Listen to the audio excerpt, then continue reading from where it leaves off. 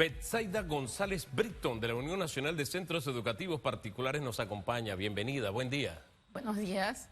Muchas gracias por la invitación. ¿Cómo está? ¿Cómo amanece? ¿Cómo la trata la mañana? Bueno, bastante bien. Un poco animada para conversar sobre lo que ha pasado durante todo este tiempo y lo que la educación particular ha hecho para poder, de alguna forma, no dejar de dar sus clases. No dejar de dar sus clases. Es decir, lo que está pasando les ha afectado y ustedes han tenido que buscar otros caminos para, hombre, para hacer lo que hay que hacer. La educación no puede detenerse o no debería detenerse. Sí. Sin embargo, hay que considerar que a partir de la pandemia, los colegios particulares empezamos a utilizar algunos recursos, sobre todo a nivel tecnológico, para poder no interrumpir las clases. Y algunos y otros, que puedo decir la gran mayoría, ha utilizado estos recursos en casos de que suspendan no solo las clases por temas de seguridad, porque recordemos que para el día 28 de abril, la señora ministra, el domingo 27, anunció la suspensión de clases por temas de seguridad por lo que se avecinaba, ¿no? Sin embargo, algunos colegios pues no vieron esto como una limitación porque utilizaron los recursos tecnológicos para seguir dando clases a pesar de que había un mandato por parte de la ministra y obviamente por dependencias del mismo Ministerio de Educación con el que estamos conectados, pues no veían ningún problema en continuar nuestras clases, sobre todo de manera virtual. Ya en los contratos de servicios, esto es un elemento importante considerado de que en caso de que ocurra una situación, sea la que sea, porque el año pasado, recordemos que la ministra de Educación una mañana suspendió las clases por tema de agua y eso no fue una limitación para los colegios continuar las clases de manera virtual. Lo que quiere decir que ya se está estableciendo una cultura de que cuando, salvo que sea por situaciones de duelo, día nacional o día feriado, pues los colegios no interrumpimos, los colegios particulares no interrumpimos nuestras clases. A mí me encanta la gente práctica, es decir, hay un problema, bueno, es que siempre va a haber problema. ¿Cuál es la solución?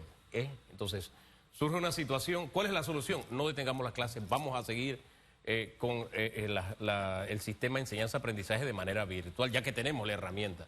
Y qué bueno que forme parte de la cultura, pero ¿cuántos colegios, cuántos centros escolares han tenido que echar mano de este recurso? Porque hay algunos que están en las zonas que son calientes, de conflicto.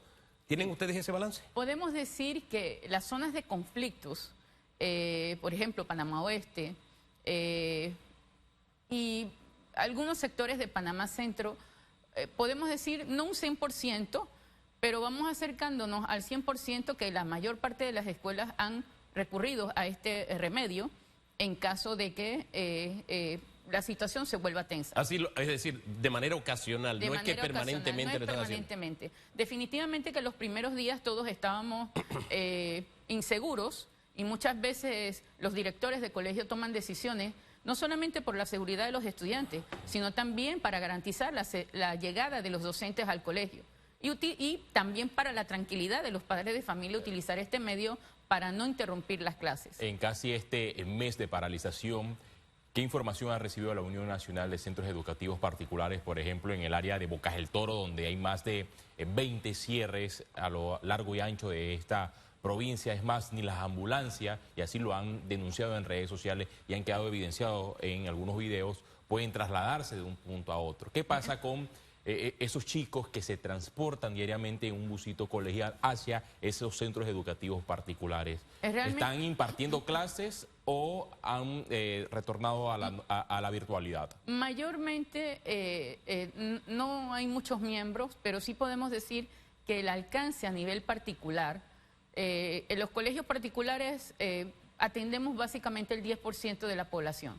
Antes de la pandemia el alcance era mucho mayor, pero por obvias razones económicas se ha reducido. Sin embargo, podemos decir que en casi un 100%, sobre todo en las áreas, porque no solamente estamos hablando de Bocas del Toro, estamos hablando de Panamá Oeste, estamos hablando de áreas de San Miguelito, estamos hablando de Panamá Centro y también otras regiones. Oiga, Colón no me la dé por fuera, que ya al principio el tema estaba un poquito convulsionado, ¿no? Sí, también está que ya uno va entendiendo los horarios en el que se va dando esta situación. Sí. Realmente no empieza temprano, generalmente siempre es después del mediodía y para entonces los colegios toman sus decisiones en acortar las clases o en su defecto, pues no suspenderla porque no se ha suspendido. Sin embargo, en casos de fuerza mayor, pues las mismas toman las decisiones que a bien tengan de acuerdo a las urgencias que tengan en el momento.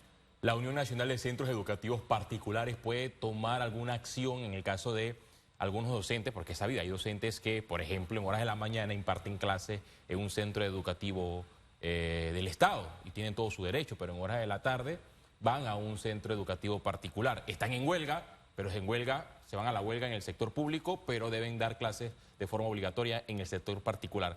O sea, yo siempre me he preguntado, ¿qué se hace en esos casos con esos docentes que tienen una huelga parcial en el servicio hacia el Estado, pero no en el servicio particular? Bueno, esa es una pregunta muy interesante, pero quiero aclarar que la Unión Nacional de Centros Educativos Particulares es una organización que aglutina escuelas en donde tenemos en nuestros estatutos que están realmente afianzados o respaldados por lo que dice la misma Constitución Nacional, que es la formación de la personalidad humana y también la formación de los valores democráticos. Pero es una cuestión muy interesante porque en los colegios particulares, los profesores, por ejemplo, que trabajan en escuelas públicas, sí atienden a su población en la mañana. Entonces, hay un tema de concepto de prioridad en cuanto a responsabilidades educacionales, ¿no? Cada colegio tiene sus políticas, sin embargo, esto no ha sido una limitación. Todo lo que ha pasado durante estas 4 semanas, en donde docentes que trabajan en el turno vespertino en colegios públicos hayan suspendido sus clases en el sector particular. Hay una medición que se hace en muchos países que tiene que ver con la empleabilidad y se hace un trazado de la educación del estudiante y se dice, bueno, los estudiantes egresados de la universidad X o Y tienen un grado de empleabilidad del 75%. Y usted busca más y te dice, bueno, los egresados de esta universidad tienen una empleabilidad del 90%. Y hay algunas que te ubican en el 95%. ¿A qué punto voy? En gran medida, la empleabilidad se logra gracias a la calidad de educación que recibió el estudiante, no solo a nivel universitario, sino a lo largo de toda su formación, y la oportunidad que tiene ya como adulto de ingresar al mercado laboral. Yo siento que nosotros tendríamos hallazgos bien interesantes si comenzamos a medir la empleabilidad, porque la formación que está recibiendo ese 90% de estudiantes que se le paraliza la educación año tras año por una u otra razón, versus aquel que tiene cumple con su calendario escolar, y si hay algún problema, vamos virtual pero no paramos. Yo siento que ya eso nosotros podemos comenzarlo a medir y creo que no nos vamos a llevar ninguna sorpresa. Y lo digo desde fuera, uno lo dice como observador. Pero usted está en el ámbito educativo y usted puede tener mejor criterio que yo para hablarnos de este aspecto. Bueno, primero quiero decirle que a nivel constitucional nos permiten la libertad de enseñanza, ¿sí? Lo que significa que cada colegio establece su enfoque o su meta y con base a ello forma a sus estudiantes. Y lo podemos ver, que estudiantes egresados de tal colegio son fuertes en estas áreas, otros de distintas maneras. Sí. Pero cuando usted va a ver, por ejemplo, en la entrada de la universidad, vamos a hablar de las estatales, los primeros lugares vienen de estudiantes que provienen de las escuelas particulares, porque realmente hay un enfoque, hay una misión y tenemos seguidores. Y cuando decimos que tenemos seguidores, es que tenemos padres de familia que creen en el sistema y hacen un esfuerzo, porque quiero decirle que la mayor parte de los padres de familia hacen un esfuerzo para pagar escuelas privadas. No estamos hablando de un sector específico, estamos hablando de personas que hacen un esfuerzo porque para ellos es importante el conocimiento y también las habilidades que el chico pueda adquirir para poder seguir desempeñándose en su formación laboral. Es que más allá incluso del pensum educativo, y voy a mencionar dos colegios nada más, así por mencionarlos. Voy a mencionar tres. Uno es el San Agustín, que no solamente es enseñanza, es una forma de vida, de desarrollo de la personalidad. Lo mismo ocurre con los egresados del Colegio Episcopal San Cristóbal, por ponerle un ejemplo. También es una forma de vida. O sea, lo que usted aprende en temas, tú sabes, esas habilidades blandas, la responsabilidad, etcétera, cómo enfrentar los problemas en la vida, todo este tipo de cosas, en el Episcopal San Cristóbal. Y el IPA, añado uno más, es, hombre, ¿por qué dejar por fuera la sede? Comienza a recordar, porque de alguna forma cuando llega y dice, con razón, es que tú estudiaste en el San Agustín. O sea, tienen una forma de desarrollar su vida que uno se da cuenta es producto de la educación que recibió. Y nosotros como país deberíamos aspirar, así como aspiraban los estudiantes en Chile. ¿Por qué salieron los estudiantes en Chile a protestar? Yo no sé si usted tiene memoria de eso, porque eso fue hace un par de años. Nosotros en la escuela pública queremos el mismo nivel de educación que en las escuelas privadas. Yo creo que hacia allá deberíamos apuntar como país. ¿No le parece? Pues si le dijera que la misma Constitución lo establece, y se lo leo, todos tienen derecho a la educación. Se reconoce la libertad de enseñanza, pero el objetivo principal es el pleno desarrollo de la personalidad humana en el respeto a los principios democráticos de convivencia y a los derechos y libertades fundamentales. ¿Qué quiere decir? Usted está respondiendo a la pregunta de las referencias de los colegios que acaba de decir que es importante la formación humana. La parte técnica se va construyendo sobre el tiempo, pero la formación humana es importante y es un mandato constitucional que obviamente cada colegio, de acuerdo a su filosofía, la va reforzando. Y otros colegios adicionales, laicos, evangélicos y con otros tipos de filosofía, ponen en principio la formación en valores, no solamente para los estudiantes, sino también para el equipo docente y también para el equipo de comunidad de padres. Usted habló del esfuerzo que hacen los padres de familia para tener a los pequeños, a sus hijos, en un sector particular y que continúen recibiendo clases en medio de toda esta crisis. Pero ese esfuerzo en muchos casos se ve limitado, y esto porque lo menciono, porque hay huelgas a nivel nacional. Hay un sector bananero que está en peligro, podrían perderse más de 5.000 plazas de empleo. Es decir, si un trabajador tiene a sus 3 pequeños en una escuela particular y pierde su puesto de trabajo, lo más probable es que de forma inmediata sus pequeños formen parte de la cifra de deserción o de migración del sector particular al sector público, y las cifras han demostrado que a través de los años va aumentando, y en el sector público, en algunas áreas de las 16 regiones educativas del país, no existe la capacidad suficiente para atender estos pequeños.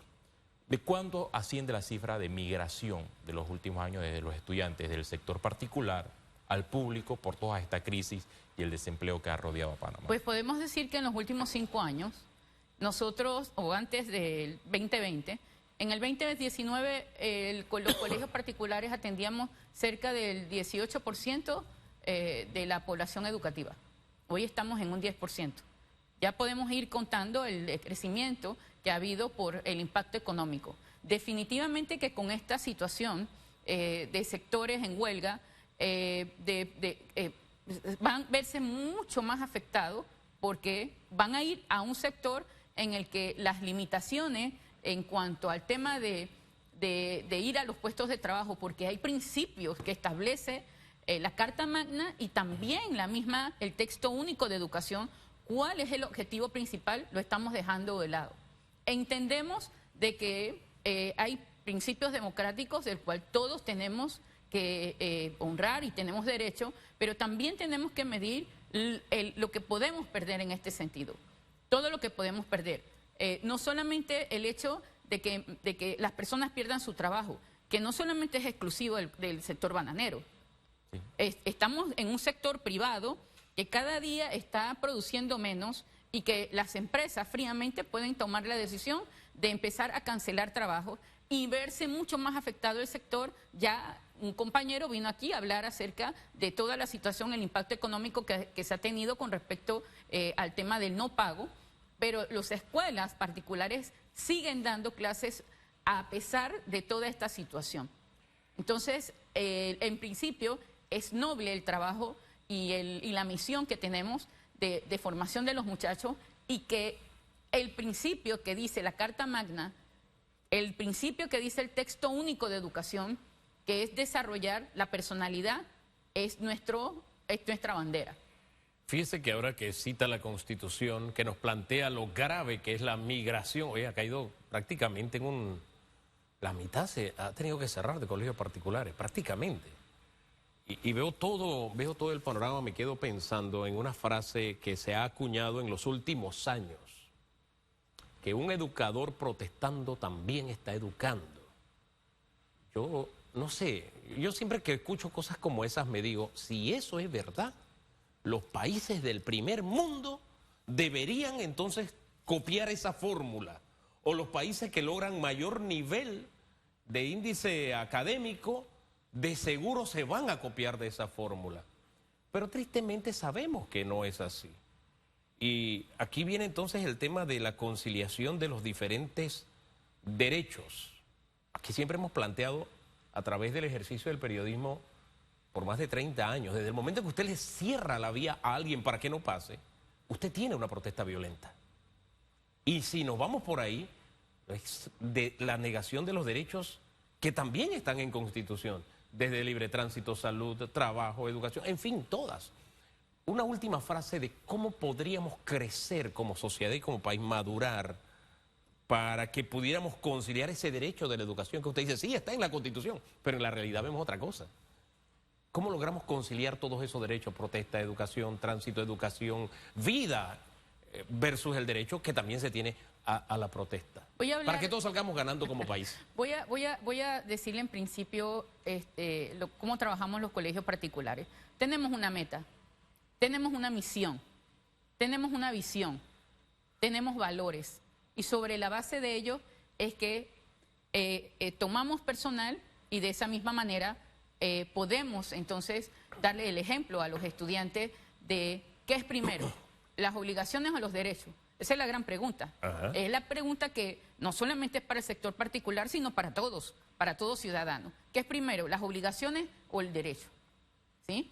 Entonces, uno empieza a meditar acerca de ese compromiso que debe tener, en este sentido, el maestro en dar la clase. Sabemos que existen opiniones encontradas sobre aspectos específicos, pero también está el sentido del deber, ¿sí? Porque hay muchas formas, y puedo darte fe de que hay estudiantes que se han dedicado, sobre todo los de nivel de media, a hacer un análisis de lo que está pasando, porque de alguna manera pueden verse afectados en el futuro. Pero con el principio de libertad de enseñanza, los colegios particulares también le damos herramienta a los estudiantes de que no solamente es el tema de un trabajo, sino también el tema de emprender proyectos en el que ellos puedan seguir generando otros ingresos. Entonces, tenemos que llegar a concientizar mucho más acerca de esos preceptos que dice la Constitución y sobre la base de ello hacia dónde queremos llegar. Ya la Constitución lo dice. El tema es, ¿lo estamos internalizando? ¿Cómo lo estamos proyectando? Entonces, este es un tema en el que tenemos que sentarnos a reflexionar sobre a dónde queremos llevar el país, y que la educación, porque así es como podemos dar ejemplo de países que han resurgido de la ceniza, pero que pusieron como principio la educación. Un ejemplo, Singapur. Si usted ve la moneda de ellos, que tiene una escuela, mirando una escuela, que es importante para ellos, la educación. Entonces, este país, todavía seguimos viendo a los próceres, ¿no? Y seguimos viendo como referencia. Está bien seguir recordando a quienes nos han llevado aquí, pero también tenemos que estar de cara al futuro, y este es el momento, aunque han habido muchos estudios y discusiones de diferentes agrupaciones acerca de hacia dónde va, pero todavía no entendemos la semilla, que es el deber ser, el deber hacer y el deber construir para las generaciones futuras. Oye, esta reflexión bien cabe para una cápsula y estarla rotando todo el día, de verdad, para que nos ayude como país. Y agregar a su reflexión estaría de más cualquier cualquier palabra. No hay ni siquiera un signo de admiración ni nada. Todo estaría de más. Gracias por ese cierre, profesora Betsaida González Britton. Gracias por acompañarnos. Gracias también por la invitación. Hacemos una pausa y regresamos en segundos.